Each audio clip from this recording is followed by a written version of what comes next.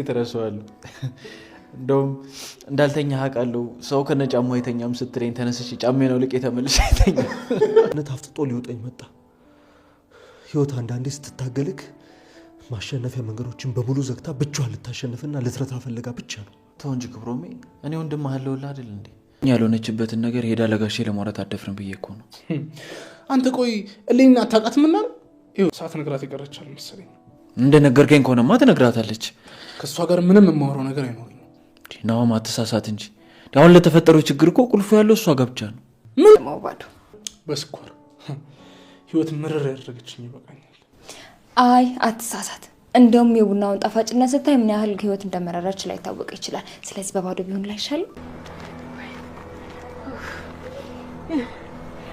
ቆይ እነዚህ ግን ስንታይ ነው ያላቸው በዚህ ስል በዛ ብታይ እኮ ወሬው ምንም አልሰማው እና እንደው ካሰርከኝ አይቀር ለምን አትነግረኝ አንቺ ብልጣ ነገር ነሽ ንገረኝ አይ ካልክ ደግሞ እንዴ አይ ካልኩ ምን አመልጣለሁ እንዴ እኔ እጅ ላይ የገባ ሰው መቼም ሊያመልጥ አይችልም ጥርስ ፍጥጥ አይን ግጥጥ የሚለውን አባባል ተረት ታውቃለህ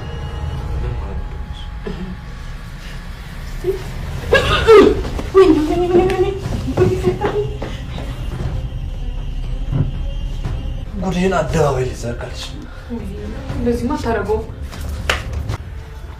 ጊዜ የተማትይጅ ማርነሽ ይሄ የተማትይጅም ግቢ ቆይ ለምንድን ነው የምመልሰው ቆይ ሳኒ አንቺ ከኔ ምንድን ነው የምትፈልጊው እንዴ አልገባኝም እናንተ ከኔ ምንድን ነው የምትፈልጉት ቆይ ምን አይ አልገባ አታነጂ ነኝ ግቢ ቆይ አልገባኝም ሳኒ ይሄን እስኪ ኒና እኮ ነኝ እንዴ ይልቅ ለራሳቸው ለነኪራ በሰጫቸው ይሻል ነበር እንዴ እኔ እኮ በዚህ ምክንያት ጭንቅላቴ ረፍ ሚና ታግታለች ያገታትም ሰኒን የሚያሰቃያት ሰውዬ አሁን ላይ ሚናን ደግሞ አግቷታል ከሚና ክፍል ውስጥ ቁምሳጥን ውስጥ ነበር የቆለፈባት ሚና ነገሮችን ለማጣራት ክብሮም ስለመጣ ከክሮምና ከሰኒ መሃል ምን እንደተፈጠረ ለማጣራት ነበር ወደ ሰኒ ቤት ያመራችው ታዲያ ክብሮም በድንገት መጥቶ ሰኒም ይሄን ሁሉ አመት ሳይደውልልኝ ቆይቶ አሁን ላይ በድንገት በመምጣቱ በጣም ደንግጣለች ምን አስቦ ነው በማለት አዲስ ህይወት ጀምሬያለሁኝ በቃ እኔ እንዳትጠጋኝ ብላ ባለፈው ለክብሮም ነግራው ነበር ክብሮምም ታዲያ እሷ እኔ የሷ ነኝ ማንም ሰው ሰኒን አይወስድብኝም በማሳምናት ማሳመን አለብኝ ምን እንደተፈጠረ ደግሞ ማወቅ አለብኝ ብሎ እሱም ቢሆን በጣም በብስጭትና በሐሳብ ላይ ነው ያለው ታዲያ ሚና ያለውን ነገር ለማጣራት ነበር ወደ ሰኒ ቤት ሄደችው ሰኒን ቤት ከሄደች በኋላ ያለውን ነገር እዛው ቁጭ እንዳለች ሁለቱ ይጨቃጨቃሉ ሰኒን የሚያሰቃያት ሰውዬና ሰኒ ሲጨቃጨቁ ነገር ግን ባሰማም የሰማች መስሏቸው እንግዲህ ምንም ማድረግ አልችልም በማለት ቁምሳጥን ውስጥ አስገብቶ ቆልፎባታል ሰኒም ታዲያ ልቀቃት ሚና ምንም የምታውቀው ነገር የለ አልሰማችም ብላ ለጊዜው እሷን ለማዳን ሞክራ ነበረ ታዲያ በእህቷም ያስፈራራታል ምንም ማድረግ አልቻለችም ሰኒ ነገሮቹ ይጋለጡብኛል በማለት እሷም ዝም ማለትን መርጣለች ሰኒ ከመጀመሪያው ጀምሮ በሚና ዙሪያ የነበረ አሁን ላይ ሰኒ እየተሰቃየች ነው ያለችው በዛው በቤት ካርታ የተነሳ ለሰኒ ሰጣት ስለሄደች በዛ ምክንያት ስዊድን እንደ ገለሻል እያለ ያሰቃያታል እሱንም ደግሞ ቪዲዮ እንዳለውና እስር ቤት እንደሚከታት ሲያስፈራራት ተቆየ በኋላ አሁን ላይ ደግሞ ሌሎች ዘዴዎች እየፈጠረ እያሰቃያት ነው ያለው ነገር ግን ከስተቷ መማርና የበፊት ያሳለፈችውን ችግር ከዛ መመለስ ሲገባት አሁን ላይ ደግሞ ሚናን ሲያግታት ዝም ብላ እያየች ነበረ ለከረም ስልክ ደውላ እቤት እንዲመጣ አድርጋለች ታዲያ ነገሮች ሁሉ ተምታቶብኛል በቃ ምንም ነገር መቻል አቅቶኛል እያለችም ስትነግረው ታዲያ እሱ ደግሞ በክብሮም መምጣት በጣም ስለከፋው ውጭ ጥሏት ሄዶ ነበረ ታዲያ ለምንድነው ፊትክን ያዞርክብኝ ሁላችሁም እየጠላችሁኝ ነው እንደገና ደግሞ እዚህ ቤትም ሆነ ከጓደኞቼ ጭምር ጉዳትን እየደረሰባቸው ነው በእኔ ምክንያት በማለት ነበር ሰኒ የተናገረችው ሰላም ጤና ይስጥልኝ ክብሯንና ክብሯን ቻናል የቤተሰቦች ሰላማችሁ ብዛ በዓለም ዳርቻ ያላችሁ ወገኖች በሞላ ይህን ቻናል ላይክ፣ ሰብስክራይብ እንዲሸር በማድረግ አበረታቱኝ እያልኩ ዛሬ ደግሞ ጽናት ድራማን እነሆ ይዤ መጥቻለሁኝ። ታዲያ ናሆሜ ያላሰበው ነገር ከአባቱ ጋር ተጋጭቷል። ያቺ የመጀመሪያ ፍቅረኛው አባቱን አግኝታ ያለውን ነገር ልጅም እንዳላት የሱን ህይወት እና ያለበትን ሁኔታ ስላየሁ መበጥበጥ ስላልፈለግኩ ሳልነግረው ጥዬው ሄጃለሁኝ።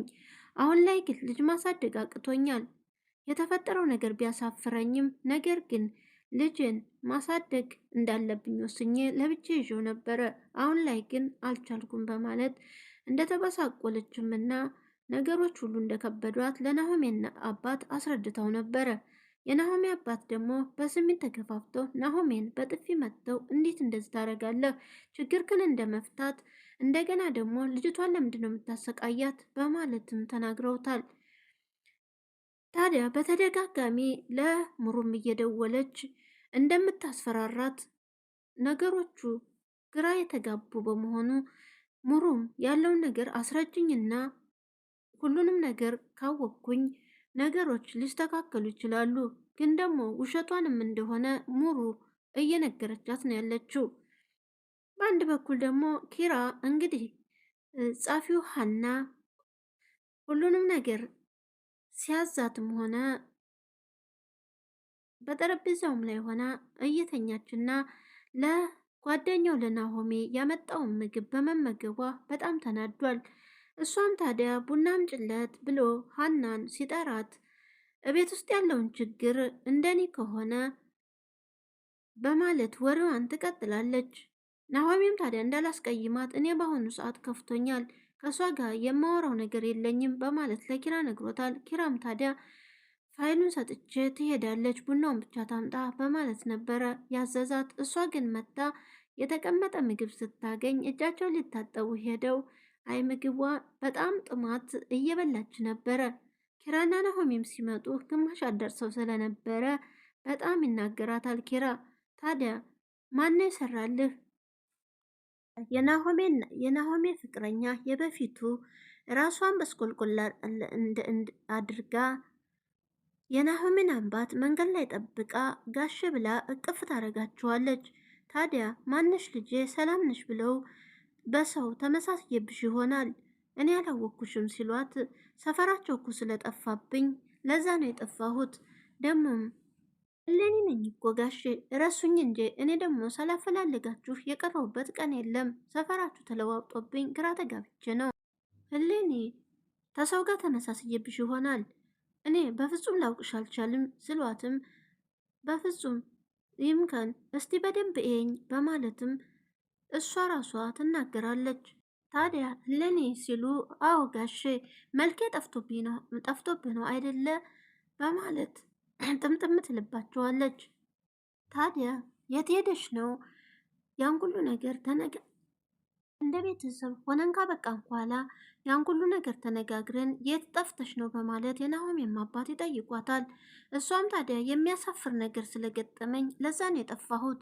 ምንስ ቢፈጠር እንዴት ዝም ብለሽ ትጠፊያለሽ? አለምዬም እኮ የጠየቀችሽ ነበረ የት ሄዳ ነው እያለች በማለት ግን ደግሞ የተፈጠረው ነገር ለራስ የሚያሳፍረኝ ናሆሜንም አንገቱን ማስደፋት አልፈለግኩም ነበር በሰዓቱ በማለት ያለውን ነገር እየነገረቻቸው ነው። ታዲያ የጠፋሽበትን ምክንያት ናሆሜ ያውቃሉ ብለው ሲጠይቋት አዎ ግን ደግሞ ምንም ነገር አልነገረንም፣ የት ሄደች ብለን ስንጠይቀው እንኳን እንደማያውቅ ነው የነገረን ሲሏትም ይንገራችሁ አይንገራችሁ አላውቅም፣ ነገር ግን የተፈጠረውን ነገር በደንብ ያውቃል በማለት ለናሆሜም አባት ሁሉንም ነገር ታሳምናቸዋለች።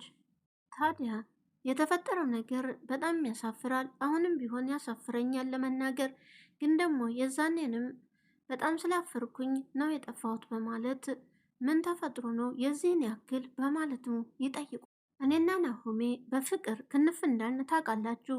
ስለዚህ አንድ ቀን ደግሞ በድንገት አልጋ ላይ ወደቅን። ከዛም በኋላ ልጅ ተፈጠረ። ለናሆሜ ደግሞ እንዳልነግረው ለልጅ ዝግጁ እንዳልሆነ ቀደም ብሎ ነግሮኝ ስለነበረ አስወርጁ ብሎ ይነግረኝና ያስቀይመኛል ብዬ ስለፈራው ጥየው ጠፋሁ በማለት ትናገራለች። እሳቸውን በድንጋጤ ልጅ ብለው ይደነግጣሉ። እንዴት የዚህን ያክል ለናሆሜ ሳያውቅ ጥለሽ ትጠፊያለሽ በማለትም ይጠይቋታል። ታዲያ እሱ ልጅ እንደማይፈልግና በተደጋጋሚ ዝግጁ እንዳልሆነ ሳውቅ ነው ጥዬ የጠፋሁት አሳፍሮኝ ትላለች። ጽናትም እንግዲህ ሚና ወታ ስለቀረችባት ስልክ እየደወለች ነበረ። ስልኳንም አታነሳም። ታዲያ ለኪራም ሚና እንደወጣች እንዳልተመለሰች ስትነግረው ይህን ጊዜ ዘመድ ብዙ ናት፣ አንዱ ቦታ ቁጭ ብላሽ ድሮ የምታውቀውን ሰው አግኝታ በሽናና እያለች ነው በማለት ኪራም አሁን ሚናን መቻጣሻትና እሷ ሰው ካገኘች ሰውን ትረሳለች በማለት ነገሩን አረሳስቶታል። እሱስ ልክ ነህ፣ ግን ደግሞ ትናንትና ወጥታ ስለቀረች ነው፣ በዛ ላይ ደግሞ አሟት ነበረ በማለት ጽናትም ትናገራለች። ክብሮም ደግሞ ውጭ ላይ ቁጭ ብሎ በሀሳብ ጭልጥ ብሎ ነበረ። ሚና ዘመደ ብዙ ናት፣ በወጣችበት መቅረቱ ያለ ነው በማለት ጽናትም ለሰኒም እንኳን ብትደውልላት ሰኒ ደግሞ እንዳላየቻትና ነገሮችን እያድበሰበሰች ለጽናትም ልትነግራት አልቻለችም። ትናንትና እኮ ወደ አንቺ መታ ይሆናል ስትላትም እኔ ጋር ምን ትሰራለች ምናልባት ክብሮም ስለመጣ ያው ወሬ ለመስማት ነዋ። ታዲያ እኔ እኮ የምን ወሬ ነው ማወራት አፋፏን ስለምላት እኔ ጋር ትመጣም በማለት ነበር ነገሮችንም ታዲያ የተምታታ ጽናትም ምን ሆነሻል ግን አንቺ እኮ እየተርበተበች ነው ስትላት አይ ምግብ እየሰራሁ ነው በቃ እንዳያርብኝ ቻው ብላ ስልኩንም ትዘጋለች። ክብሮም ደግሞ ደጅ ላይ ቁጭ ብሎ ነበር። ታዲያ ኪራም ሄዶ ምን ሆነሃል? በፊት እኮ የወፎችን ዝማሬ ለማዳመጥ ነዋ ይለዋል።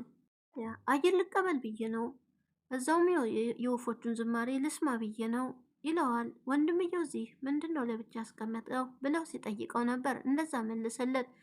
ታዲያ በፊት እኮ የምትቀመጠው